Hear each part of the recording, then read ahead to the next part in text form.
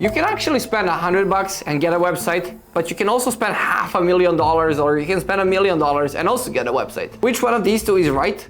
Well, I'll be covering exactly that in this video, and I'll be sharing things I wish marketers and founders knew when they're rebuilding their website. My name is Urosh, and I'm the founder and CEO at the Flow Ninja Studio. And over the past almost 10 years, I have been building websites, and that's been my core focus. So just making money for me and for our clients by having websites. Exactly that. So with that, I've came across a lot of different things and a lot of different stories from founders about kind of how they leverage their websites. And I feel like that most of the times, websites are really misunderstood. Yes, you can get a website for $100, and you can also spend upwards of $1 million for a website yearly basis. We do have customers who spend like $500,000 on a yearly basis with Flow Ninja. And in the end, they would probably not be spending that amount of money year over year over year if they were not seeing the result on the other side. But before we go there, let's get a little bit of a story time. I mean, the first website that I ever built was probably the worst possible website ever. I charged $100 for it.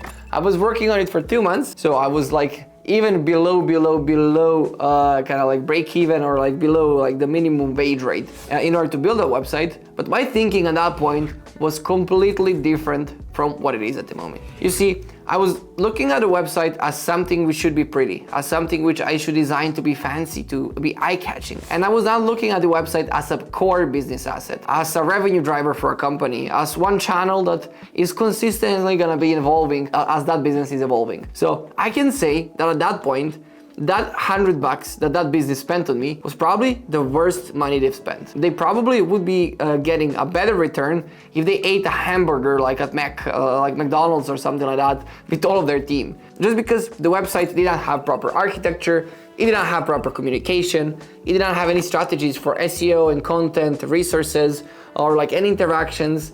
People could not book demos or like they could not talk to the founder. And in general, the overall thing was just a pretty postcard that nobody was visiting and that was just there online. Like we just had a pretty thing which was online and nobody ever visited that website. But me, I was happy. And probably the founder that paid me was also happy because he got a website for $100. That's not gonna do anything for him. So with that, what should you do? How to actually get a return from your website? Let's see about that. Why do most websites fail and why do most marketers, like in the end, maybe build a wrong website? Well, I believe that it's because they're focused on the wrong thing. And we've seen that at Flow Ninja many times, even with working with customers today. The focus is like on how the website looks. The focus is on having the most fancy interactions and maybe even winning the awards or anything like that for the website, which long term is not gonna get anything. There's zero to no focus on the content strategy or like resources or like any unique value propositions which you're gonna be showcasing on the website. And in the end, you just create a really pretty thing that doesn't communicate your values, that doesn't differentiate you from your competition, but like most importantly, it doesn't have a way to get repeatable traffic without paying for ads. And without having people coming to your website, researching items, knowing about your brand, learning from your brand, and then purchasing, your website doesn't mean anything. We've seen many times, even websites that we personally don't have the skill to build, which are incredible experiences on awards, go completely dead after a few weeks of the launch. You have a big launch, you go everywhere, like you post everywhere around social media, and then after a month or after 2 months, everything just dies down. And you're like, maybe I need to redesign the website again and do another launch because like the spike initially was like really big. But my personal opinion is that the website is your new revenue channel and that you should be consistently investing in that revenue channel. So that like year after year, you should see slow growth. You're not gonna see anything crazy. Nothing crazy is gonna happen, but slowly people are gonna recognize your brand in the industry and they're gonna be coming back to you for the services you offer. And you're gonna be creating an asset you own and an asset you use to create a narrative to AI and other search engines. The most common myth about building websites is that you should have a big launch, you launch it, and that quarterly goal is done, and then you can move to the next things. But personally, I mean, like even our company is completely run from our website. Most of our leads are coming from our website. and a website is a department in our company. I mean, like literally, like every month we invest a lot of money into our website in order to continuously grow, because there's competition all around the world and everybody's looking for a way to be more creative than us. And just because of that, we consistently need to invest into our website in order to get results. So you should not think about like the rebrand, the redesign of one and done thing. Like I just rebranded the website, I've redone the website, I went live and then I let it go for 2 years. You should be thinking about long-term and like how are you integrating your website into your long-term strategy and how does it play out into your kind of go-to-market in general. And without that, I do believe that spending any type of money is a waste of money if you don't have a long-term strategy of how you're gonna be leveraging the website long-term. So then, what do you publish on the website? I mean, content, of course, like for SEO and for everything like that. But the easiest way I like to describe things is that your website has a lot of content pieces and that they're like really good YouTube videos where people, like if you have a good title, people are gonna click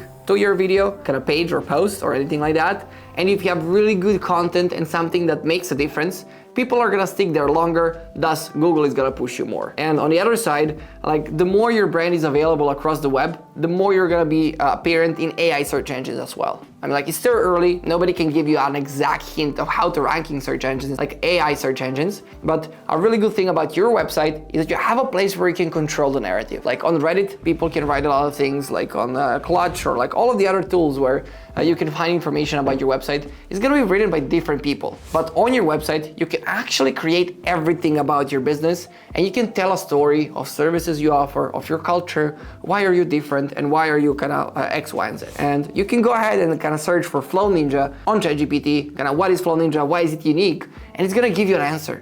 And it's gonna give you that answer, of course, combining Reddit, combining Clutch, but it's also gonna crawl our website and it's gonna look at it as our narrative, as the thing that we're telling to the internet of who we are. Because today, I believe that the only thing you actually own is your website, because people are not coming to your office anymore. So that's the only digital presence you have that you can control and that you can give out the sense of kind of how's your business looking and kind of how big of a business you are in general. And the next thing is like website is a living product. I mean, like you should be going live as soon as possible with your website. I mean, like maybe even having a landing page as a start and then slowly adding pages to the website and like content pieces and resources and everything like that. But you should not be considering your website to be a one and done thing. For example, Zingly, our customer, like in about 6 months, they generated millions in pipeline by launching their website really, really quickly. And on our side, like as Flow Ninja, we invest into our website on a monthly basis. And with that, we've generated 4.5 million in pipeline this year alone. And like each year, that's growing on a steady 20 to 30%. And it's allowing our company to have a steady, long-term,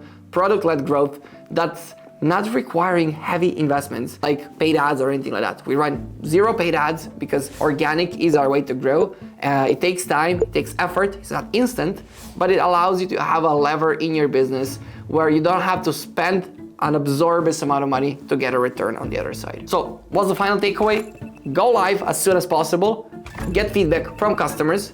With that, continuously evolve your messaging, evolve your website, ensure that you're consistently changing messaging as your kind of company changes, as your positioning changes. Add pages, explain as much of things as you can do about kind of what do you do, like in general. Have a really clear content plan where you know that like you publish 4 content pieces per month, you publish 1 kind of resource per month, like that you have a solid system that you're not straying away from. And in the end, continuously evolve and reinvest back into your website, and it can become one of your biggest revenue drivers in your company. Have any questions about what you do for your website? Feel free to leave a comment down below or schedule a demo directly with us on our website.